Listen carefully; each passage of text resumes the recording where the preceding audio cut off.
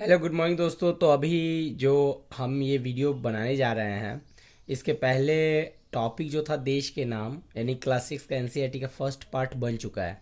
ये हमारा second part बनने जा रहा है वीडियो। और अगर आप फर्स्ट पार्ट नहीं देखें तो पहले फर्स्ट पार्ट देख लीजिए, उसके बाद इस वीडियो को देखिएगा, तब जाकर समझ में आएगा। क्योंकि इतिहास एक ऐसा चीज़ है ना कि मतलब कि कहानी अगर शुरू से देखते आइएगा तो जाके आगे वाली भी कहानी समझ में आएगी, और नहीं तो आगे की ही कहानी देखिएगा तो फिर पीछे वाली कहानी आपको समझ में आएगी नहीं। तो इसलिए फर्स्ट पार्ट इसका ज़रूर देख लीजिएगा और उसके बाद इसके देखिएगा, ज़रूर समझ में आएगा। देखिए ये हमारा एक टॉपिक क्या लिखा है यहाँ पे, कहता है ताड़पत्रों से बनी पांडुलिपि का एक पृष्ठ। ताड़पत्रों से बनी पांडुलिपि का एक पृष्ठ। यह पांडुलिपि लगभग 1000 वर्ष पहले लिखी गई थी। मतलब कि यह पांडुलिपि कितने वर्ष पहले लिखी गई थी? 1000 वर्ष पहले। किताब बनाने के लिए ताड़ के पत्तों को काटकर उनके अलग अलग हिस्सों को एक साथ बांध दिया जाता था। भुर्ज पेड़ की छाल से बनी ऐसी ही एक पांडुलिपि को तुम यहाँ देख सकते हो। देखिए ये एक पांडुलिपि है। ये जो पांडुलिपि है ये कौन सी पांडुलिपि है? यहाँ पे बोला है कि भुर्ज। कौन सी पांडुलिपि? भुर्ज। ये भ में उ की मात्रा भू और ज, ये देखिए र, भुर्ज। कहता है कि भुर्ज पेड़ की छाल से बनी ऐसी ही एक पांडुलिपि को तुम यहाँ देख सकते हो। और ये देखिए क्या कहता है, कहता है कि यह पांडुलिपि लगभग 1000 वर्ष पहले। तो यानी कि जो पांडुलिपि की बात हम लोग कर रहे हैं वो कितना साल पहले की बात है? 1000 वर्ष पहले। 1000 वर्ष पहले लिखा हुआ था। किताब बनाने के लिए ताड़ के पत्तों को काट के, कौन से पत्तों को काटकर? ताड़ के पत्तों को काटकर। ताड़ के पत्तों को काटकर ये बनाया गया है। कैसे पत्ते को काट कर बनाया गया है? ताड़ के पत्तों को काटकर बनाया गया है। इसे आप हमेशा याद कर लीजिए। तो ये चीज़ आपको याद कर लेना है। आपको बस इसमें 3-4 चीज़ याद करना है कि भाई तार के पत्तों से जो किताब बनाया गया था वो कितने साल पहले? तो 1000 वर्ष पहले की बात है। अच्छा, और बाद में ये जो दिखा रहा है पांडुलिपि, ये कौन सा पांडुलिपि है? तो इसमें बोला है कि भुर्ज। देखिए यहाँ पे लिखा है भुर्ज पेड़ की छाल से बनी ऐसी ही एक पांडुलिपि को तुम यहाँ देख सकते हो। ये जो आपने पांडुलिपि देखा है ये भुर्ज के पेड़ का छाल पे लिखा हुआ है यह। और इसको देख लीजिए। अब आते हैं यहाँ पे, अतीत के बारे में हम कैसे जाने? अतीत के बारे में हम कैसे जाने? अतीत की जानकारी हम कई तरह से प्राप्त कर सकते हैं। इनमें से एक तरीका अतीत में लिखी गई पुस्तकों को ढूंढना।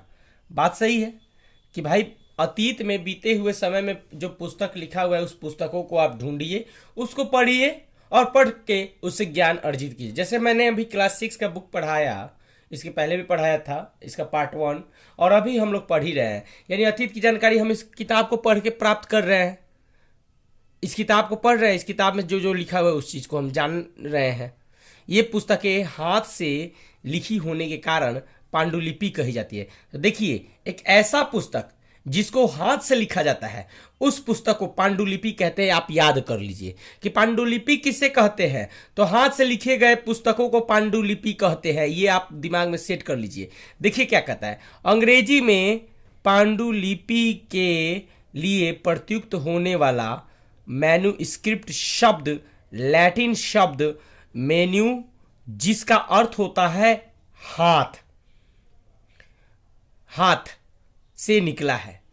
ये पांडुलिपि प्रायः ताड़पत्रों अथवा हिमालय क्षेत्र में उगने वाले भुर्ज नामक पेड़ की छाल से विशेष तरीके से तैयार भोजपत्र पर लिखी मिलती है। भोजपत्र पर लिखी मिलती है। देखिए आपको फिर से बता दें कि ये जो पांडुलिपि किसको कहते हैं? तो पांडुलिपि हाथ से लिखे गई पुस्तकों को कहते हैं। क्या कह रहा है कि ये पुस्तकें हाथ से लिखी होने के कारण पांडुलिपि कही जाती है। तो हाथ से लिखी गई पुस्तकों को हम पांडुलिपि कहते हैं। और पांडुलिपि को इंग्लिश में मैन्युस्क्रिप्ट बोलते हैं। पांडुलिपि को सॉरी, इंग्लिश में हम क्या बोलते हैं, मैन्यूस्क्रिप्ट। अब मैन्यूस्क्रिप्ट का मतलब, मैन्यूस्क्रिप्ट जो शब्द है ये कौन सा शब्द है, तो ये लैटिन शब्द है। मैन्यूस्क्रिप्ट कौन सा शब्द है, लैटिन शब्द है। मैन्यू जिसका अर्थ क्या होता है जी, हाथ। ओके, तो ये पांडुलिपि ताड़पत्रों और हिमालय क्षेत्र में उगने वाले भुर्ज नामक पेड़ की छाल से बना होता है। अब आगे हम बढ़ते हैं। जो इंपॉर्टेंट पॉइंट था इसको मैंने बता दिया, वीडियो को पीछे भी करके आप देख सकते हैं। इतने वर्षों में इनमें से कई पांडुलिपियों को कीड़ों ने खा लिया तथा कुछ नष्ट कर दी गई। मतलब देखिए जी, पांडुलिपि जो बना हुआ है उसको कीड़ा खा गया। अब 1000 वर्ष पहले की बात कर रहा है, तो उसमें बहुत सारा ऐसा पांडुलिपि जिसको कीड़ा खा चुके हैं, उसको नष्ट कर दिए हैं। फिर भी ऐसी कई पांडुलिपियां आज भी उपलब्ध है। प्रायः ये पांडुलिपियां मंदिरों और विहारों में प्राप्त है। कहाँ पांडुलिपियां ये मिलेगा, मंदिरों में और विहारों में प्राप्त होती है। इन पुस्तकों में धार्मिक मान्यताओं और व्यवहारों, मतलब धार्मिक जो मान्यता है और व्यवहार है, राजाओं के जीवन, औषधियों, मतलब राजा लोगों का जीवन, औषधि, दवा तथा विज्ञान आदि सभी प्रकार के विषयों की चर्चा मिलती है। इस पुस्तक में क्या क्या मिलती है भाई, तो इस क्या कहता है, ये पांडुलिपियां प्रायः मंदिरों और विहारों में प्राप्त होती है। इन पुस्तकों में धार्मिक मान्यताओं, व्यवहारों, राजाओं का जीवन, औषधि तथा विज्ञान आदि सभी प्रकार के विषयों की चर्चा मिलती है। इनके अतिरिक्त हमारे यहाँ महाकाव्य, कविताएं, महाकाव्य, इपिक जिसको बोलते हैं, कविताएं, नाटक भी हैं। इनमें से कई तो संस्कृत में लिखे हुए मिलते हैं, कई संस्कृत में लिखे हुए मिलते हैं, जबकि अन्य प्राकृत और तमिल में है। अन्य प्राकृत में है और तमिल में है। याद रखिएगा, प्राकृत भाषा का प्रयोग आम लोग करते थे। प्राकृत भाषा का प्रयोग कौन से लोग करते थे, आम लोग। जो आम लोग थे, जो साधारण जो लोग थे, मतलब सब लोग कौन से भाषा का प्रयोग करते थे, प्राकृत भाषा का। प्राकृत भाषा का लोग प्रयोग करता था, आम लोग करते थे। हम अभिलेखों का भी अध्ययन कर सकते हैं। अभिलेख, ऐसे लेख पत्थर अथवा धातु जैसी, ऐसे लेख पत्थर अथवा धातु जैसे अपेक्षाकृत कठोर सतहों पर उत्कीर्ण किए गए मिलते हैं। कभी कभी शासक अथवा अन्य लोग अपने आदेशों को इस तरह उत्कीर्ण करवाते थे ताकि लोग उन्हें देख सके, पढ़ सके, उनका पालन कर सके। कुछ अन्य प्रकार के अभिलेख भी मिलते हैं जिनमें राजाओं, रानियों सहित अन्य स्त्री पुरुष ने भी अपने कार्यों का विवरण उत्कीर्ण करवाए हैं। मतलब उस पे लिखवाया है एक तरह से। अच्छा, तो यहाँ पे हमने जो पढ़ा उसको वीडियो को बैक करके भी एक बार सुनिए क्या कह रहा है। वीडियो को बैक करके 2 बार 3 बार सुनिएगा, ऑटोमेटिक आपके दिमाग में सेट हो जाएगा। क्या कहता है कि हम अभिलेखों का भी अध्ययन कर सकते हैं। ऐसे लेख पत्थर अथवा धातु जैसी अपेक्षाकृत कठोर सतहों पर उत्कीर्ण किए गए मिलते हैं। तो ये चीज हो गया। अब देखिए आगे थोड़ा सा हम बढ़ते हैं। क्या कह रहा है कि उदाहरण के लिए प्रायः शासक लड़ाइयों में अर्जित विजयों का लेखा जोखा रखा करते थे। देखिए, जब कोई लड़ाई होती थी तो लड़ाई में शासक ने विजय जो हासिल किया, उस विजय में उन्होंने क्या प्राप्त किया, उन सब का लेख इन्हीं पत्थरों पर वो लिखवा देते थे, अभिलेखों पर इन्हीं पर उतरवा देते थे ताकि वो मिटे नहीं, वो खराब नहीं हो। पत्थर पे कोई चीज लिख गया तो वो थोड़ी मिटने वाला है, नहीं मिटने वाला है। तो यही कहता है कि उदाहरण के लिए प्रायः शासक, जो शासक थे वो लड़ाइयों में अर्जित विजयों का लेखा जोखा भी रखा करते थे। अब देखिए इस पॉइंट को पढ़ लेते हैं। लगभग 2250 वर्ष पुराना यह अभिलेख वर्तमान अफगानिस्तान के कंधार से प्राप्त हुआ है। देखिए, ये जो अभिलेख आपको दिख रहा है ये 2250 वर्ष पुराना है। 2250 वर्ष पुराना है। और ये कहां पर मिला है आपको बता देते हैं। ये अफगानिस्तान के कंधार से प्राप्त हुआ है। कहां से प्राप्त हुआ है?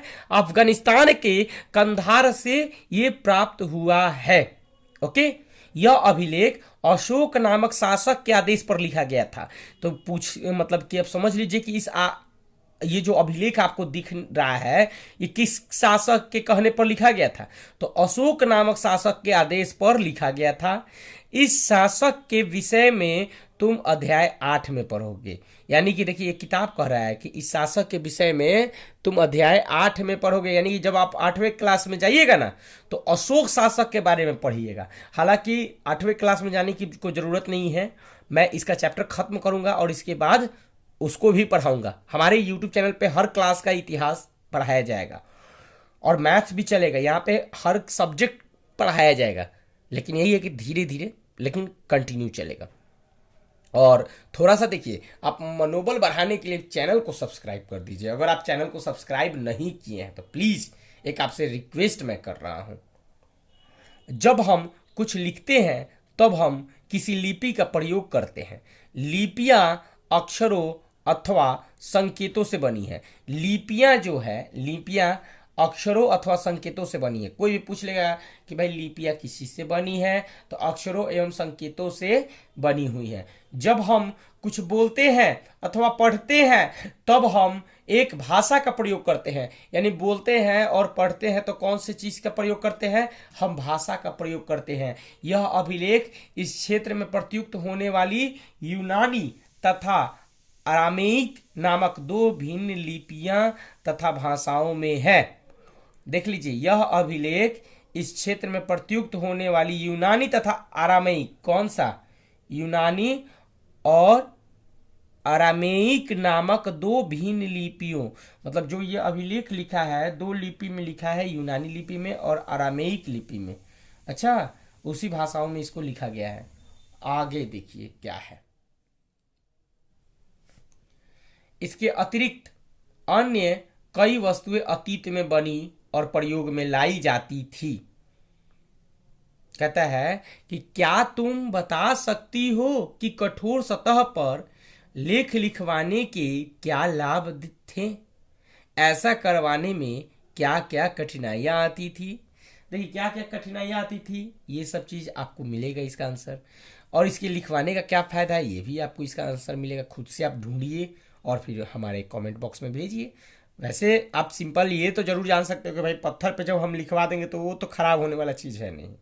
जैसे कि पेज वगैरह में दीमक लग जाता है, चाहे ये तार पत्र से जो बनता था मनुस्क्रिप्ट, तार पत्र खराब हो सकते थे, काफ़ी दिन हो जाने के बाद वो खत्म हो जा सकते थे। लेकिन जो पत्थर पर अभिलेख लिखवा दिया गया, वो पत्थर पर अभिलेख लिखा हुआ खत्म होने वाला नहीं है।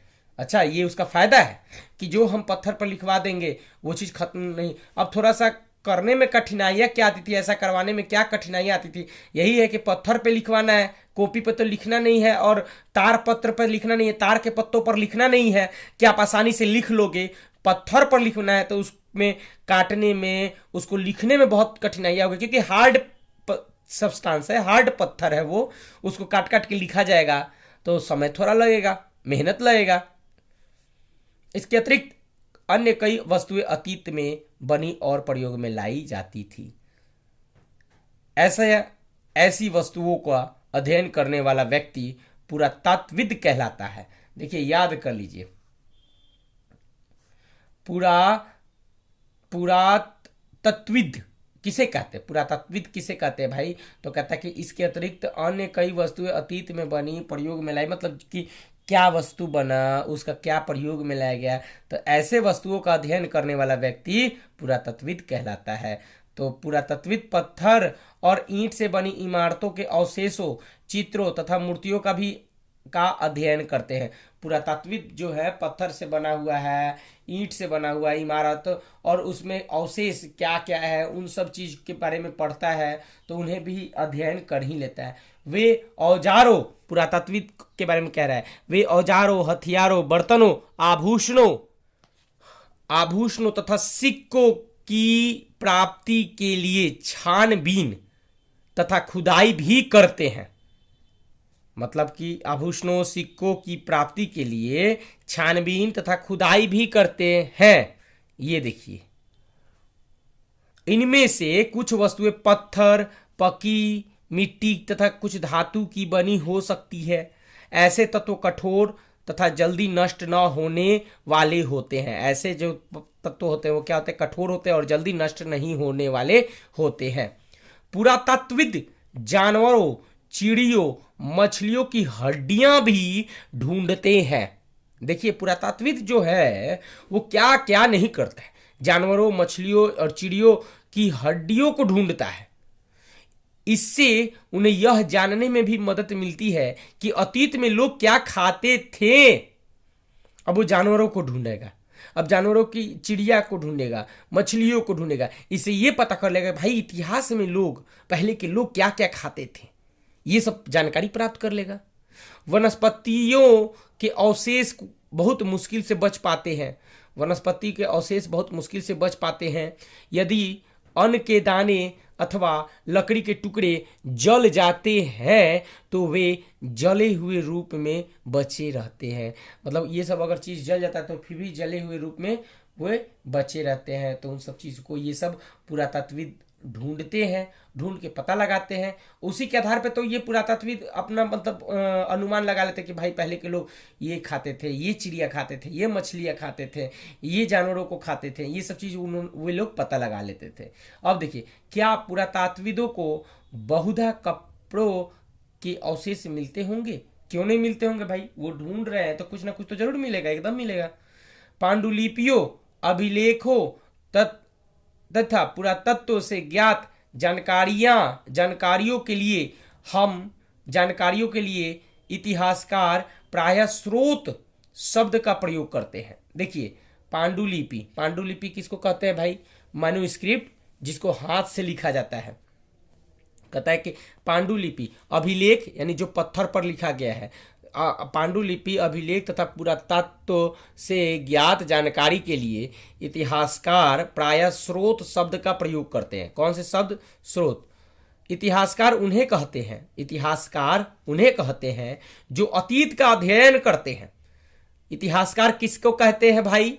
तो इतिहासकार उन्हें कहते हैं जो अतीत का अध्ययन करते हैं, जो बीते हुए चीजों का अध्ययन करते हैं।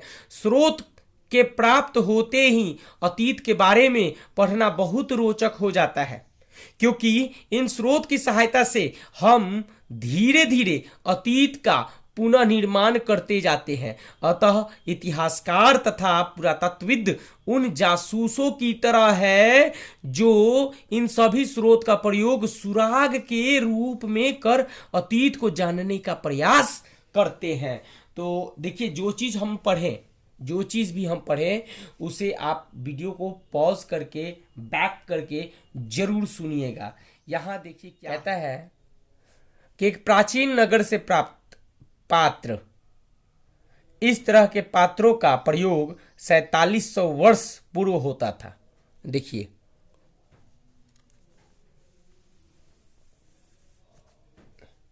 कहता है कि इस तरह से के पात्रों का प्रयोग 4700 वर्ष पूर्व होता था। दाएं में देखिए, बाएं में ये सब देख लिए, अब दाएं में देखिए, एक पुराना चांदी का सिक्का, इस तरह के सिक्कों का प्रयोग 2500 वर्ष पूर्व होता था। देखिए, ऐसा सिक्का 2500 वर्ष पूर्व होता था। हमारे द्वारा आज प्रयोग में आने वाले सिक्कों से यह सिक्का कैसे भिन्न है? बात सही है। आप जो अभी सिक्का यूज करते हैं उसको देखिए और इसको देखिए, दोनों में अंतर मिलाइए, आपको खुद समझ में आ जाएगा। बाएं में ये देखिए, ये जो है एक प्राचीन नगर से प्राप्त पात्र है, मतलब एक प्राचीन नगर से प्राप्त किया लोग और इसके आधार पर देखा लोग, ये 4700 वर्ष पहले इसका प्रयोग होता था। और ये जो है सिक्का, ये 2500 वर्ष पहले। अच्छा, क्या तुमने इस पुस्तक के शीर्षक हमारे अतीत पर ध्यान दिया है? यहां अतीत शब्द का प्रयोग बहुवचन के रूप में किया गया है। अतीत शब्द का प्रयोग किस रूप में किया गया है? बहुवचन शब्द के रूप में किया गया है। ऐसा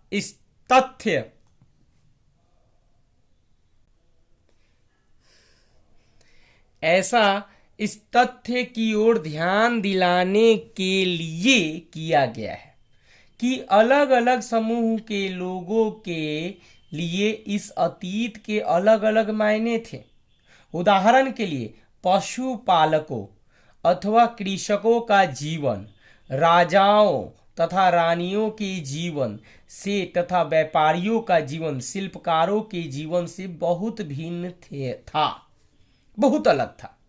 समझ लीजिए, जैसा कि हम आज भी देखते हैं कि उस समय भी देश के अलग अलग हिस्सों में लोग अलग अलग व्यवहारों और रीति रिवाजों का पालन करते थे। उदाहरण के लिए आज अंडमान द्वीप के अधिकांश लोग अपना भोजन मछलियां पकड़कर शिकार करके तथा फल फूल के संग्रह द्वारा प्राप्त करते हैं। इसके विपरीत शहरों में रहने वाले लोग खाद्य आपूर्ति के लिए अन्य व्यक्तियों पर निर्भर करते हैं। अब शहर में जो लोग रह रहे हैं वो तो खेती बाड़ी कर नहीं रहे हैं, खेती बाड़ी नहीं कर रहे हैं तो किस पे वो निर्भर है? किसान पे, कृषक पर निर्भर है। कृषक खेती करता है, अन्न उपजाता है और ये अन्न जब उपज जाता है तो ये शहर की ओर जाता है और इसी अन्न को शहरी लोग खरीदते हैं, खाते हैं। इस तरह के भेद अतीत में भी विद्यमान है। देखिए कहता है, तो यही चीज अंतर इसमें दिखाया। आप इस वीडियो को बैक करके थोड़ा सा सुन लीजिएगा, वही चीज मिलेगा। अब देखिए क्या कहता है, इसके अतिरिक्त एक अन्य तरह के भेद है। उस समय शासक अपनी विजयों का लेखा जोखा रखते थे। भाई शासक है, ज्ञानी आदमी है, जो उन्होंने विजय प्राप्त किया उसका लेखा जोखा वो रखते थे।